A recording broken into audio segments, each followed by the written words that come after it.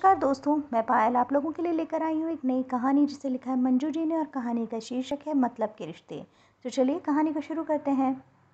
निर्मला जी के पति का दिल का दौरा पड़ने से निधन हो गया। उनकी मृत्यु के बाद निर्मला जी कुछ समय तक सदमे में रहीं, लेकिन दोनों बच्चों को देख उन्होंने खुद को संभाला। एक बेटा था जो 25 वर्ष का था और एक बेटी 23 वर्ष की।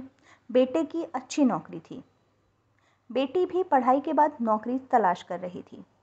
निर्मला जी के पति ने घर निर्मला जी के नाम पर खरीदा था। उनके पति की पेंशन भी आती थी, इसलिए आर्थिक समस्या बिल्कुल भी नहीं थी। बेटी की शादी के लिए काफ़ी रिश्ते आने लगे। अच्छा रिश्ता देखकर निर्मला जी ने उसकी शादी कर दी। बेटी और दामाद दोनों दूसरे शहर में रहते थे। बेटी ने भी शादी के बाद जॉब शुरू कर दी। निर्मला जी ने कुछ समय बाद बेटे की भी शादी करवा दी। दिव्या उनकी बहू बनकर आ गई। दिव्या भी जॉब करती थी। बेटी ने जल्द ही खुशखबरी सुनाई, निर्मला जी अब नानी बन गई। बेटी ने निर्मला जी को अपने घर बुलाया। निर्मला जी भी खुशी खुशी बेटी के घर चली गई। रोज सुबह बेटी और दामाद ऑफिस चले जाते। निर्मला जी घर के सारे काम करती। बच्चे की देखभाल भी निर्मला जी के ऊपर ही आ गई। इसके चलते उनका बाहर आना जाना बंद हो गया। घर के सारे काम करके वे थक जाती। उन्होंने अपनी बेटी से बात की। उन्होंने कहा कि वे अपने बेटे के पास जाना चाहती हैं। तो बेटी ने कहा, वहाँ जाकर क्या करोगी? दिव्या भाभी तो जॉब करती हैं, घर पर अकेली ही पड़ी रहोगी। इससे अच्छा है यहीं रहो, मेरा बच्चा भी संभल जाएगा। दूसरी तरफ उनकी बहू और बेटे माँ को फ़ोन करके वहाँ बुला रहे थे। एक दिन बेटे ने कहा, माँ, यदि आप वहीं रहना चाहती हैं तो फिर इस घर का और पैसों का क्या करना है ये भी बता दीजिएगा। यह बात सुनकर निर्मला जी परेशान हो गई। उनकी तबीयत बिगड़ने लगी। तब वो अपने शहर वापस आ गए। उन्होंने बेटे और बहू से बात की। तब बेटे और बहू ने बताया कि निर्मला जी की बेटी यानी कि उनकी बहन चाहती थी कि पापा जी का जो घर था, जो माँ के नाम पर था, उसे बेच दिया जाए और सारी जायदाद का बंटवारा कर दिया जाए।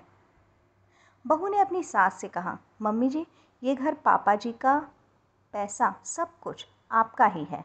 ना ही हमें इस घर की ना ही पैसों की कोई लालच है। हम चाहें तो दूसरा घर भी खरीद सकते हैं, लेकिन हम चाहते हैं कि आपके साथ रहें। आप चाहें तो हम दूसरे घर में रह लेंगे, क्योंकि दीदी ने कई बार फ़ोन करके ये कहा कि इस घर को बेच दें और उसके पैसे उन्हें दे दें, क्योंकि आप उनके साथ रहना चाहती हैं। लेकिन ऐसा करने के पहले हम आपसे बात करना चाहते थे, इसीलिए आपको यहाँ बुलाया है, क्योंकि हम आपसे पूछना चाहते थे कि क्या हमें आपकी देखभाल करने में कुछ कसर छोड़ी थी या हमने कोई गलती कर दी आपकी देखभाल करने में। मम्मी जी, ये घर आपका है और अब तो आप दादी बनने वाली हैं। आप जो भी निर्णय लेंगी हमें मंजूर होगा। ये सुनकर निर्मला जी खुश तो हो गई कि वो दादी बनने वाली हैं, लेकिन दूसरी तरफ वो ये भी सोच रही थी कि बेटी ने ऐसा क्यों कहा होगा।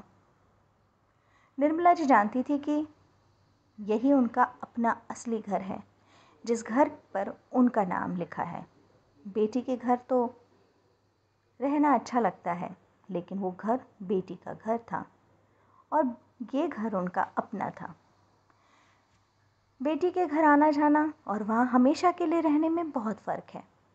और यदि मेरा अपना घर है तो फिर मैं क्यों किसी के घर में रहूं? कहीं जाना या ना जाना ये मेरी मर्ज़ी होनी चाहिए। मुझ पर किसी का दबाव क्यों हो? दोस्तों, ये बहुत आम सी बात हो गई है।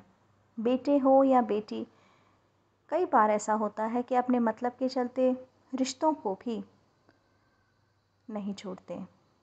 रिश्तों की भी मर्यादा होती है और उसका हमें पालन करना चाहिए। चलिए, तो मैं मिलती हूँ आपको एक नई कहानी के साथ। तब तक खुश रहिए, एंजॉय कीजिए, बाय बाय।